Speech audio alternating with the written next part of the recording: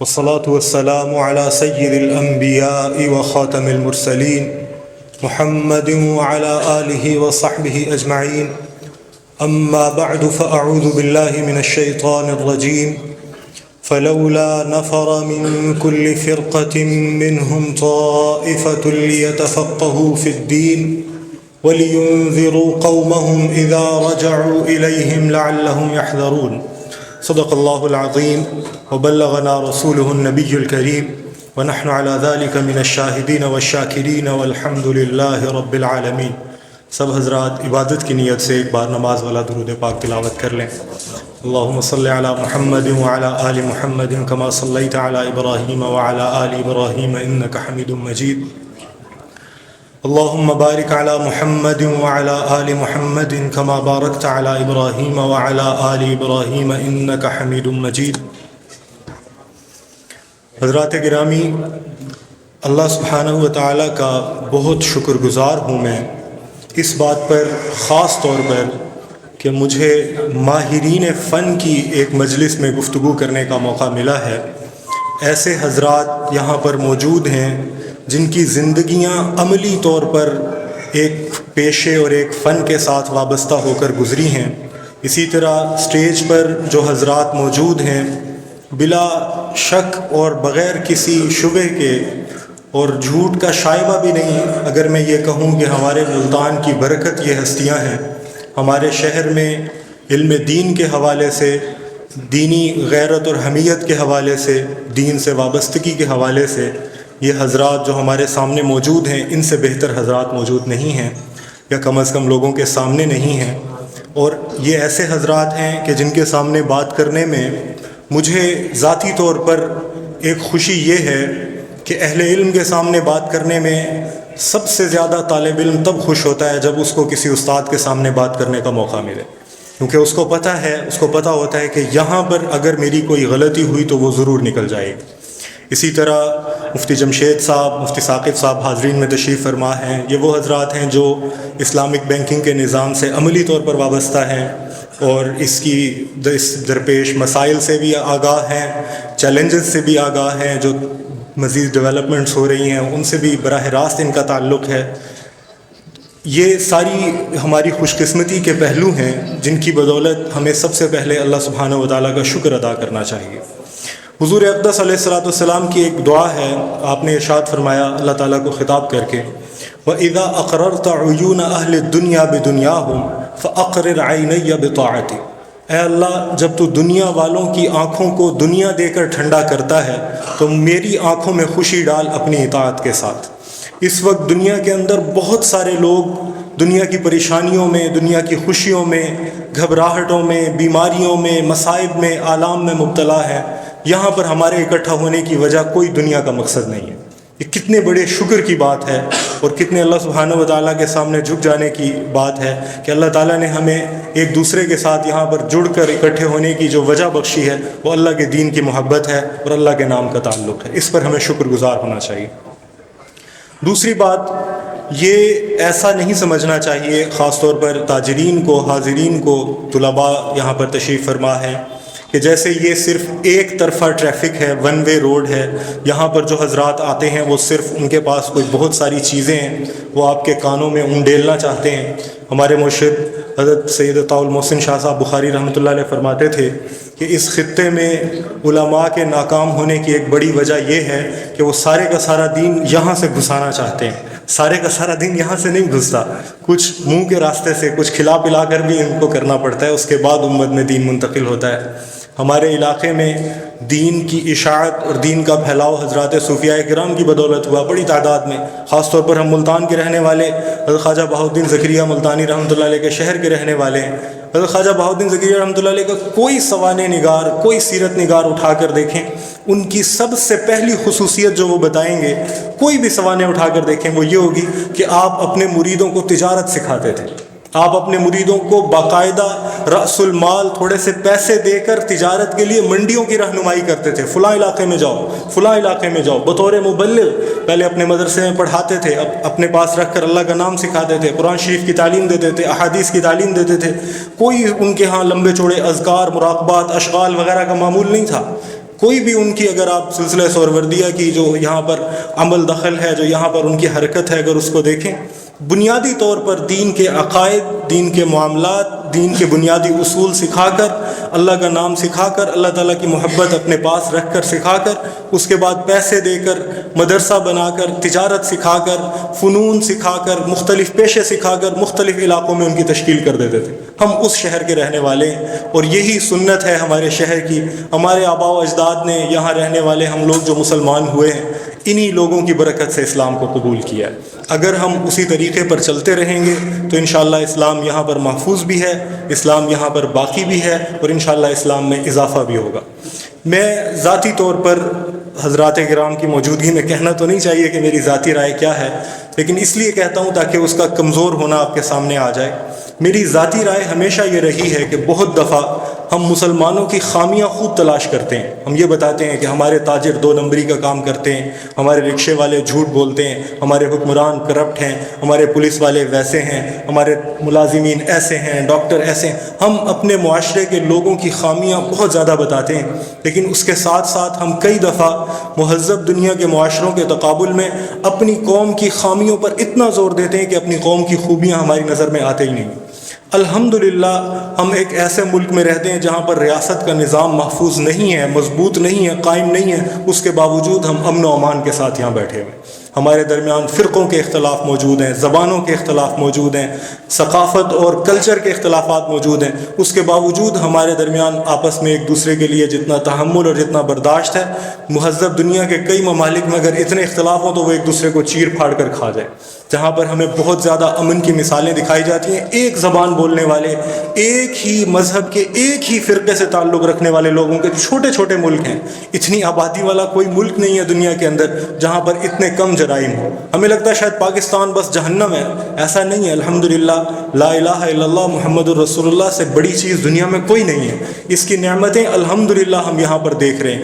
جو لوگ مرعوبیت کی اینک اتار کر اگر یورپ کا دورہ بھی کریں تو وہ واپس آ کر شکر کرتے ہیں اور وہاں پر جا کر پریشان رہتے ہیں، لیکن وہ لوگ جن کا حال یہ ہو، جنہوں نے یہ دیکھنا ہے کہ جو چیز بائیں سے دائیں لکھی ہوئی ہے یہ تو ٹھیک ہی ہوگی، ان کے بارے میں کچھ نہیں کہا جا سکتا۔ الحمدللہ ہم مسلمان ہیں، الحمدللہ ہم اسلام کی نعمتوں سے روز بروز بہرایاب ہیں۔ میں اپنی زندگی کی بات کروں، 35 برس میری زندگی کی ہو گئے، آج تک جس کسی شخص نے میرے ساتھ کوئی احسان کیا ہے محمد الرسول اللہ صلی اللہ علیہ وسلم کے صدقے میں کیا۔ میرے ساتھ کسی نے کوئی اپنی بھلائی کی وجہ سے بھلائی نہیں کی، صرف اس وجہ سے میرے ساتھ لوگوں نے اچھا سلوک کیا کہ میں محمد پاک علیہ السلام کا امتی ہوں، اور وہ اس وجہ سے اچھا سلوک کرنے والے تھے کیونکہ وہ محمد پاک علیہ السلام کی تعلیمات پر عمل کر رہے تھے۔ جتنی بھلائیاں میرے ساتھ آج تک ہوئی ہیں وہ حضور پاک علیہ السلام کے صدقے میں ہوئی ہیں، آپ علیہ السلام کے لائے ہوئے دین کے بدولت ہوئی ہیں۔ اس شکر گزاری کو اگر ہم سب سے پہلے اپنے دل میں نہیں بٹھائیں گے تو ہمارے لیے یہ ساری سرگرمیاں بے معنی ہو جائیں گی جو ہم کرتے رہتے ہیں۔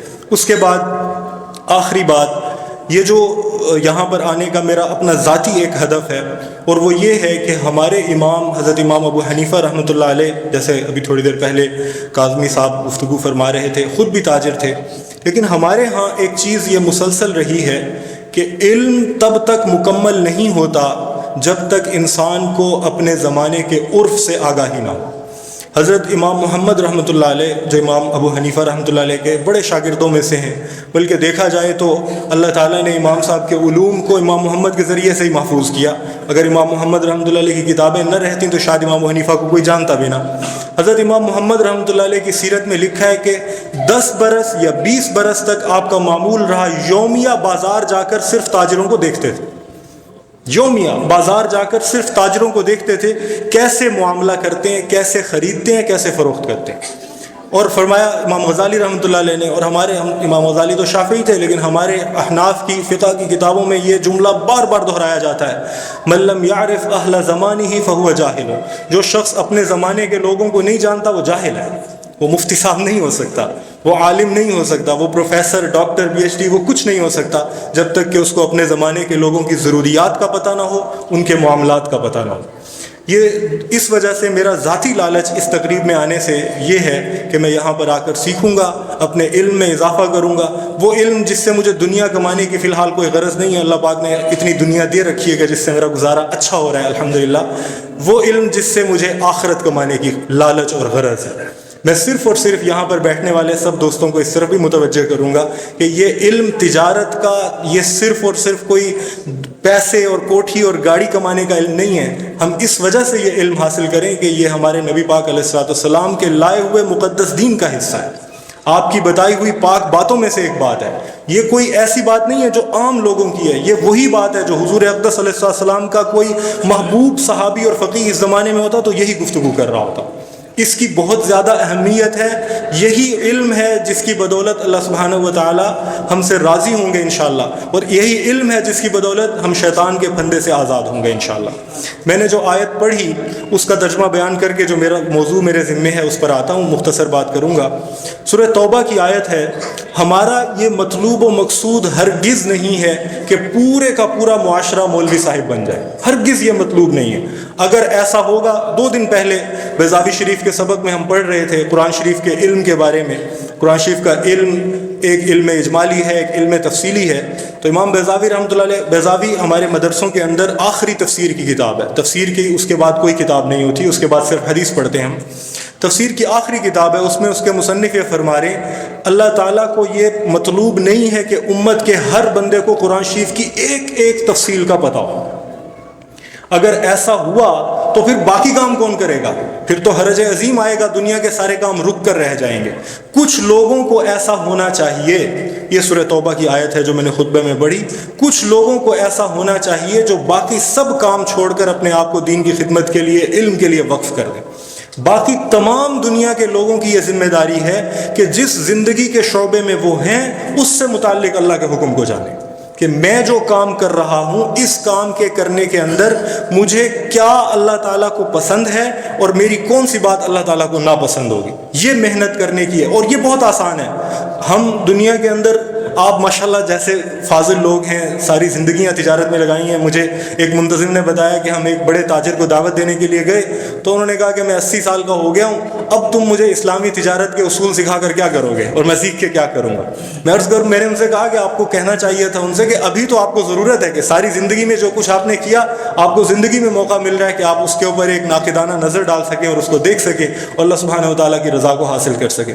میں آپ حضرات کی خدمت میں اپنی ناتوانی اور لا علمی اور کم علمی کا اعتراف کر کے یہ کہتا ہوں، جتنی محنت آپ حضرات نے اپنا پیشہ سیکھنے میں، اپنے فن میں، اپنی دکان میں، اپنے نیش میں، اپنے کیا کہنا چاہیے ذیلی شعبے کے اندر مہارت حاصل کرنے میں جتنی توانائی لگائی ہے، یقین مانیے مدرسوں میں ہمارے پاس آنے والے طالب علم اس سے 1000 گنا کم ذہن والے ہوتے ہیں، وہ دینی علوم سمجھ لیتے ہیں. دینی علوم ہرگز مشکل نہیں ہے، خاص طور پر آپ کے شعبے سے متعلق جو علوم ہیں وہ تو آپ کی روزمرہ زندگی ہے. صبح دوپہر شام جو کوئی کام آپ کر رہے ہیں بس اس کے بارے میں یہ دیکھ لیں کہ یہ کام ٹھیک کیسے ہو سکتا ہے. اور آپ کو کئی دفعہ حیرت ہوگی، ہمارے ساتھ یہ معاملہ ہوتا ہے دارالفتاح میں، جو لوگ بیٹھتے ہیں، مفتی جمشید صاحب گفتگو کر رہے تھے، مفتی ثاقب صاحب، جو لوگ دارالفتاح میں بیٹھتے ہیں ان کو یہ تجربہ ہوتا ہے کہ لوگوں نے زندگیاں گزار دی ہوتی ہیں لیکن وہ ایک بہت بڑے ناجائز اور ناروا اور حرام کام میں مبتلا ہوتے ہیں، اور جب وہ مسئلہ پوچھنے کے لیے دارالفتاح میں آتے ہیں تو ان کو بتایا جاتا ہے ایک معمولی سی تبدیلی تم کر دیتے تو یہ حلال ہو جاتا، اور وہ حیران ہوتے ہیں کہ یار ہمیں کسی نے بتایا کیوں نہیں. اب ظاہر ہے ذمہ داری تو ہماری تھی امام محمد کے وارث ہونے کی حیثیت میں کہ ہم بازاروں میں جاتے، لیکن کیا کیا ایک آدمی ایک وقت میں کر سکتا ہے. آپ کی بھی ذمہ داری ہے، اللہ سبحانہ و تعالیٰ ہم سے بھی جس طرح سوال کریں گے ویسے ہی آپ سے بھی سوال کریں گے. جو کام ہم کر رہے ہیں اس کام کا حلال اور حرام جاننا ہر مسلمان پر فرض ہے. تمام دین کا علم حاصل کرنا، بیضاوی شریف پڑھنا کسی کے ذمے میں نہیں ہے، چند لوگوں کے ذمے میں، لیکن اپنے کام کے حلال اور حرام کو جاننا ہر شخص کے ذمے میں. اور میں عرض کروں کہ اس زمانے میں کوئی شخص یہ نہیں کہہ سکتا کہ مجھے یہ نہیں پتا کہ میں کس سے پوچھوں، اس لیے کہ ہر آدمی کے پاس کوئی نہ کوئی اہل علم دسترس میں موجود ہے. جس طرح ہم بیمار ہونے کی صورت میں یہ نہیں کہتے کہ کس ڈاکٹر کے پاس جائیں، ڈاکٹر یہ کہتے ہیں، حکیم یہ کہتے ہیں، ہومیوپیتھ یہ کہتے ہیں، ہڈی باندھنے والے یہ کہتے ہیں، میں کدھر جاؤں، بلکہ ہم فیصلہ کرتے ہیں اپنی بہتری کے لیے، اپنی صحت کو اچھا بنانے کے لیے ڈھونڈ کر اس تک پہنچتے ہیں. ایسے ہی علم دین کے مسئلے کے اندر ہمیں یہ بہانہ بنانا بالکل ناروا ہے کہ جی کس سے پوچھیں، کوئی عالم کچھ کہتا ہے، کوئی عالم کچھ کہتا ہے. ہم لوگ جیسے اپنے بچوں کو اسکول میں داخل کروانے کے لیے بہترین اپنی اوقات اوقات کے مطابق اسکول ڈھونڈ لیتے ہیں، اپنا علاج کروانے کے لیے بہترین طبیب ڈھونڈ لیتے ہیں، چھوٹے چھوٹے معاملات کے لیے جوتے کا ٹانکا لگوانے کے لیے اچھا موچی ہمیں مل جاتا ہے، تو کیا ہمیں اپنے دین کا، اپنے حلال اور حرام کا، اپنی قبر کا، اپنی جہنم کا یا اپنے جنت کا مسئلہ جاننے کے لیے عالم نہیں مل سکتا ہے؟ کتنی بڑی اپنے آپ کو دھوکہ دینے کی بات ہے۔ آخری بات، میرے ذمہ 3 موضوعات لگائے گئے تھے۔ میرا خیال یہ ہے کہ اگر میں ان موضوعات پر گفتگو کروں گا تو شاید ان حضرات افاضل و اعظم اور اکابر کی گفتگوؤں کے درمیان حائل ہوں گا۔ میں مختصراً بات کروں گا۔ پہلی بات منافع کے حوالے سے، یہ وہ مسئلہ ہے جو دارالافتاء میں بیٹھنے والے اکثر طلباء، مجھ جیسے طلباء اور جو بڑے مفتی حضرات ہوتے ہیں ان کے سامنے آتا ہے۔ کئی تاجر حضرات جو اللہ سبحانہ و تعالیٰ سے ڈرنے والے ہوتے ہیں ان کو اس مسئلے میں خلجان رہتا ہے کہ کتنا منافع لینا جائز ہے، کیا منافع کی کوئی حد ہے یا نہیں ہے، کیا اسلام نے منافع کی کوئی حد مقرر کی ہے یا نہیں کی؟ اور اس کا ایک لفظی جواب عام طور پر تو یہ دیا جاتا ہے کہ جناب منافع کی کوئی حد نہیں، لیکن علماء محققین، ہمارے اساتذہ شیوخ یہ بتاتے ہیں کہ یہ مکمل جواب نہیں، بلکہ فقہ کی کتابوں میں ایک لفظ بولا جاتا ہے مالا یتغابنہ التجار یا غبن فاحش۔ یہ غبن فاحش یا مالا یتغابنہ التجار کیا ہے کہ اگر دینے والے کو پتہ چل جائے کہ میں اتنا منافع دے رہا ہوں تو وہ یہ نہ کہے کہ میرے ساتھ دھوکہ ہو گیا، وہ کہے ہاں منافع تو ٹھیک ہے، بنتا ہے، اس نے بھی تو کام کیا، اس نے منافع لے لیا تو ٹھیک کیا۔ لیکن اگر اس کو پتہ چلے اور وہ کہے کہ یار مجھے ٹھگ لیا اس بندے نے، 10 روپے کی چیز تھی 1000 روپے منافع لے لیا، اور اس کا دل یہ گواہی دے کہ جناب یہ تو میرے ساتھ دھوکہ ہوا ہے، صرف لینے والا نہیں، کیونکہ بعض لینے والے ایسے ہوتے ہیں کہ وہ مفت لے کے بھی کہیں گے کچھ بچ رہا ہے، ان کی بات نہیں ہو رہی۔ عام تجار کے محاورے کے اندر، عام تاجروں کے محاورے کے اندر، لین دین کے اندر، اور اس کی نشانی یہ بتائی ہے کہ خود وہ تاجر جتنا منافع لے رہا ہے اگر اس کو علم ہو تو کیا وہ اتنا منافع دینے پر آمادہ ہوگا؟ اگر وہ اتنا منافع دینے پر آمادہ ہے تو اس کے لیے اتنا منافع لینا جائز ہے۔ اگر تاجر کو پتہ ہو کہ اب یہ جو چیز میں لینے جا رہا ہوں اس کے اوپر اتنے پرسنٹ، اتنے گنا منافع جس سے میں خرید رہا ہوں وہ مجھ سے لے رہا ہے، تب بھی وہ لینے کے لیے تیار ہے تو اس کے لیے اتنا منافع خود بھی لینا جائز ہے۔ یہ منافع کا بنیادی اصول ہے۔ اور جیسے مجھ سے پہلے مفتی جمشید صاحب اور مولانا کاظمی صاحب گفتگو کر رہے تھے، اسلام کا تمام نظام بنیادی طور پر قائم ہے دوسرے مسلمان کو اپنے جیسا سمجھنے پر، اپنے برابر کا سمجھنے پر، اپنا بھائی سمجھنے پر۔ اور یہی وہ مفہوم ہے جو اللہ سبحانہ و تعالیٰ نے حضرات انصار کی مدح میں ارشاد فرمایا ہے۔ عام طور پر ایسا ہوتا ہے کہ ہم مہاجرین کے بہت ذکر کرتے ہیں اور ان کی خدمات جو دین کی اشاعت و تقویت میں ہوئی وہ ہمیں یاد رہتی ہیں۔ حضرات خلفائے راشدین بھی مہاجرین میں سے تھے، عشرہ مبشرہ بھی مہاجرین میں سے تھے۔ انصار کے نام ہمیں یاد نہیں رہتے اور ان کے فضائل ہمیں بھول جاتے ہیں۔ حالانکہ غزوہ حنین کے موقع پہ حضور اقدس علیہ الصلوۃ والسلام نے ارشاد فرمایا تھا اگر ساری دنیا کے لوگ ایک راستے میں چلیں اور انصار دوسرے راستے میں چلیں تو میں ان کے ساتھ چلوں گا۔ ان انصار کی مدح کرتے ہوئے حضور علیہ السلام نے ارشاد فرمایا تھا، بلکہ اللہ سبحانہ و تعالیٰ نے ارشاد فرمایا یؤثرون علی انفسہم ولو کان بہم خصاصہ۔ انصار کی خوبی یہ ہے کہ وہ دوسروں کو خود پر ترجیح دیتے ہیں اپنے آپ کی ضرورت اور حاجت اور فقر اور فاقے کے باوجود۔ میں عرض کروں مسلمانوں کا بنیادی ذریعہ ہی یہی تھا دعوت و تبلیغ کا۔ حضرت خواجہ بہاؤالدین زکریا رحمۃ اللہ علیہ کا پھر مجھے یاد آ گیا نام، حضرت کے نام نامی سے انشاءاللہ ہماری مجلس میں برکت ہوگی۔ حضرت یہ بارے میں کہتے ہیں کہ حضرت جب تشریف لائے ملتان میں تو ملتان شرک کا گڑھ تھا۔ یہاں پر ملتان میں سب سے بڑا مندر تھا، پرہلاد کا مندر اسے کہتے ہیں، سورج دیوتا کا شہر اس کو کہا جاتا تھا۔ ہندوؤں کے مقدس ترین مقامات میں سے ایک مقام ملتان تھا۔ حضرت خواجہ، یہاں پر مسلمانوں کی حکومت تھی لیکن آبادی اکثریت میں ہندو تھی۔ حضرت خواجہ جب یہاں آئے تو بادشاہ نے کہا جی آپ کو کیا چاہیے؟ فلاں پیر صاحب آئے تھے ان کو میں نے اتنے پیسے دیے تھے، فلاں پیر صاحب آئے تھے ان کو میں نے اتنی جاگیر دی تھی، آپ کو کیا چاہیے؟ حضرت نے فرمایا مجھے کچھ نہیں چاہیے، مجھے یہ چاہیے کہ جو سب سے بڑا مندر ہے اس کے بالکل سامنے ایک مسجد مجھے بنا کے دو۔ اور صبح حضرت صرف باہر آ کر بیٹھ جاتے تھے، اور جو وہ سورج دیوتا کی پوجا کرنے والے ہندو مذہب کے اندر طلوع کے وقت سورج کی زیارت کرنا عبادت ہے، اور جلال الدین اکبر نے بھی جب ہندو اور اسلام مذہب کا اختلاط پیدا کیا تھا اس نے بھی سورج کی زیارت کروانا لازم قرار دیا تھا۔ وہ سورج کی زیارت کرنے کے لیے آتے تھے اور یہاں شمس ہدایت کے سورج کو دیکھتے تھے اور کہتے تھے یہ بندہ جھوٹا نہیں ہو سکتا، اور اسلام قبول کر لیتے تھے۔ حضرت کی گفتگو کو سن کر، حضرت کے معاملات کو دیکھ کر، جیسے کاظمی صاحب فرما رہے تھے چلتے پھرتے قرآنوں کو دیکھ کر، میں عرض کروں یہی وہ بنیاد ہے، منافع کے حوالے سے بات ہو رہی ہے، یہی وہ بنیاد ہے، اگر اس کو اختیار کر لیا جائے تو بہت سارے معاملات آسان ہو جائیں گے۔ کل میرے ساتھ ایک عمان کے ایک دوست کو ملنے کے لیے آئے تھے. وہ میرے پاس لے آئے کہ ان کو یہاں پر عربی بولنے والا کوئی نہیں مل رہا, اور یہ کہہ رہے ہیں کہ میں انگریزی بول بول کے تھک گیا ہوں, تو مجھے کسی عربی بولنے والے کے پاس لے جاؤ. 2 دن پہلے کی بات ہے, پرسوں کی غالباً. تو میرے پاس لے کر آئے, تو کافی دیر سے میں نے بھی عربی نہیں بولی تھی, تو ہم عربی میں کافی گپ شپ کرتے رہے. باتوں میں ذکر اس بات کی طرف چلا گیا کہ کون سے علاقے عربوں کے جہاد کے ذریعے سے اسلام میں داخل ہوئے اور کون سے علاقے عربوں کے بغیر جہاد کے اسلام میں داخل ہوئے.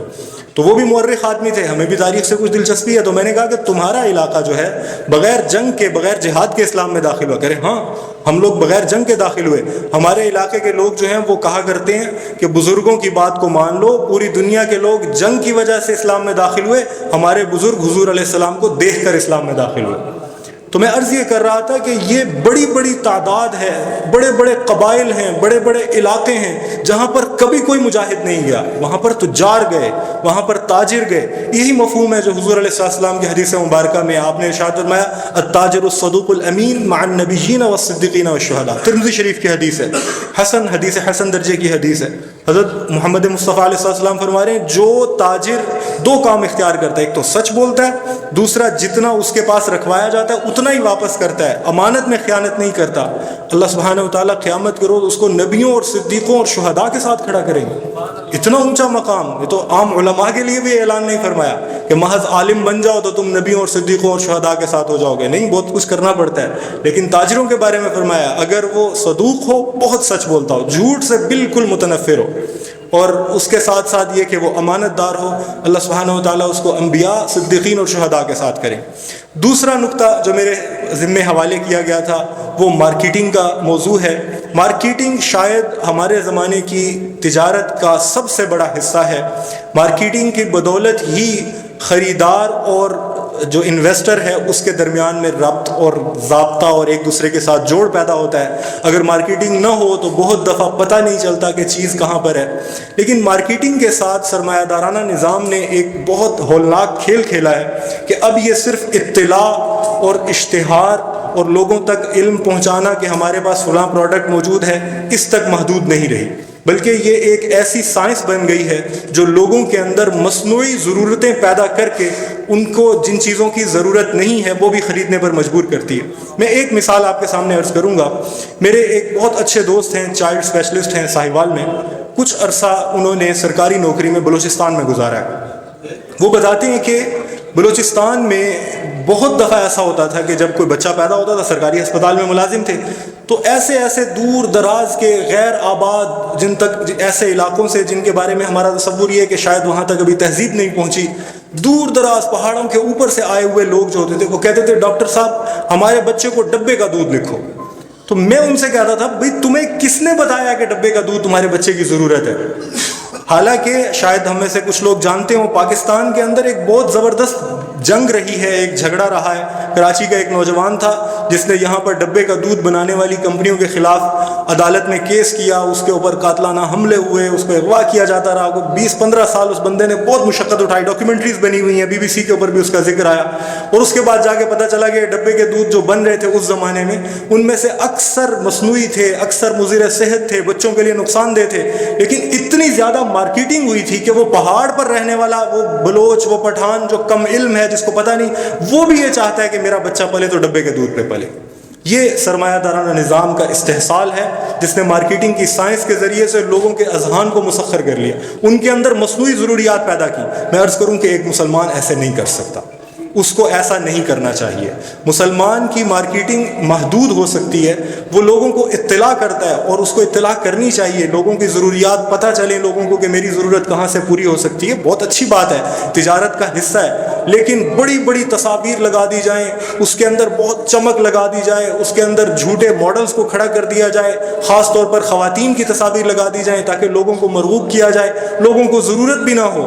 ہمارے ایک دوست ہیں لاہور میں, پنجابی کے شاعر ہیں, ان کی پنجابی کی ایک نظم ہے, وہ نظم مجھے بھول گئی لیکن اس کا مفہوم مجھے یاد ہے, الفاظ یاد نہیں. انہوں نے کہا کہ ایک مزدور کا بچہ ہے, نظم کا منظر یہ ہے کہ ایک مزدور کا بچہ ہے اور وہ بیمار ہے, اور مزدور اپنے بچے کو خوش کرنے کے لیے اسے 2 روپے دیتا ہے, 2 روپے کا سکہ اسے دیتا ہے اور اس سے پوچھتا ہے بیٹا اس کی کیا چیز لوگے؟ تو وہ کہتا ہے ابا میں چیز نہیں لوں گا, میں اس کے نقلی نوٹ لوں گا. یہ سرمایہ دارانہ نظام نے ہمارے بچوں کے بھی ذہن کو اس طرح سے جکڑ میں رکھا ہوا ہے کہ وہ اپنی ضروریات پوری کرنے کی طرف متوجہ نہیں ہوتے، ایسی چیزیں خریدتے ہیں جن کا کوئی فائدہ نہیں، جن کی کوئی ضرورت نہیں۔ مارکیٹنگ کے اندر بھی یہ تحدید ہے۔ آخری بات اور آخری موضوع آن لائن تجارت کے حوالے سے، میں آن لائن تجارت کے حوالے سے اس لیے بھی کچھ باتیں کرنا چاہتا ہوں کیونکہ امام محمد رحمۃ اللہ علیہ کی دوبارہ عرض کروں سنت کے اتباع میں نے اس شعبے کو بہت تفصیل سے مطالعہ کرنے کی اور تھوڑا سا عمل بھی کرنے کی کوشش کی اور سمجھنے کی کوشش کی، اور اللہ جانتا ہے کہ صرف اس لیے کی کہ اللہ سبحانہ و تعالیٰ میرے علم میں اضافہ فرمائے، اور آپ دعا کریں گے کہ انشاءاللہ اللہ تعالیٰ میرے علم میں اضافہ فرمائیں گے اور مجھے اس پر عمل کی توفیق عطا فرمائیں گے۔ آن لائن تجارت کے کچھ مسائل تو ایسے ہیں جن کو پڑھتے ہوئے، جن کو دیکھتے ہوئے ہمیں اپنی فقہ کی کتابوں کے وہ ابواب یاد آتے تھے پڑھتے ہوئے کہ میں سوچتا اور حیران ہوتا تھا اور شکر کرتا تھا کہ یہ وہ ابواب ہیں جب طالب علمی کے زمانے میں ہم کہتے تھے یار یہ والی بات پڑھانے کا کیا فائدہ ہے، مدرسوں کے اندر پرانی باتیں پڑھائی جاتی ہیں، ان کی کیا ضرورت ہے، اب دنیا آگے چلی گئی ہے، کس طرح کی باتیں پڑھا رہے ہیں۔ لیکن آن لائن تجارت جب آئی تو میں نے کہا اچھا یہ تو وہ باب ہے جس کے بارے میں ہم یہ سوچا کرتے تھے کہ اس کی تو کوئی ضرورت نہیں ہے۔ مثال کے طور پر ہماری فقہ کے اندر ایک مسئلہ ہے، اس کو کہتے ہیں خیار رؤیت۔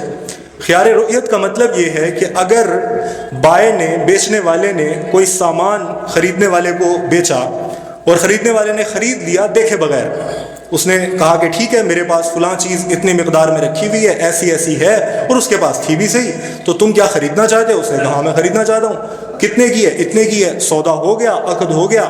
اس کے بعد خریدنے والا جو مشتری ہے اس نے وہ سامان پہ قبضہ کیا، جب اس کے سامنے آئی تو اس نے دیکھا تو اس کا دل نہیں مان رہا، اس نے جب اس چیز کو دیکھا تو دیکھنے کے بعد اس نے کہا یار میں نہیں لیتا، تم نے جو مجھے بتایا تھا، میرے ذہن میں جو تأثر بنا تھا ویسی نہیں ہے، یہ دیکھنے کے بعد میری رائے تبدیل ہو گئی۔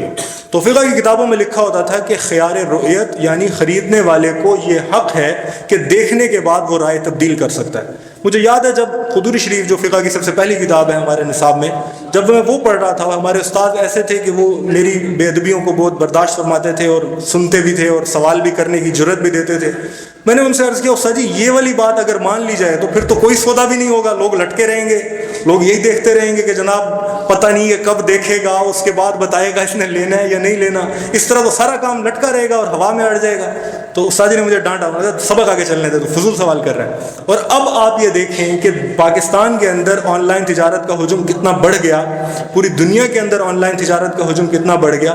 تقریباً تمام online trading platforms جو ہیں وہ یہ آپ کو دے رہے ہیں کہ 15 دن کے اندر اندر بغیر کسی وجہ کے آپ ریٹرن کر سکتے ہیں۔ یہ خیار رؤیت کا وہ سبق جو ہمارے فقہا نے 1200 1300 1000 سال پہلے لکھا تھا وہ آج پریکٹس ہو رہا ہے، اس کے بغیر آن لائن تجارت نہیں ہوتی۔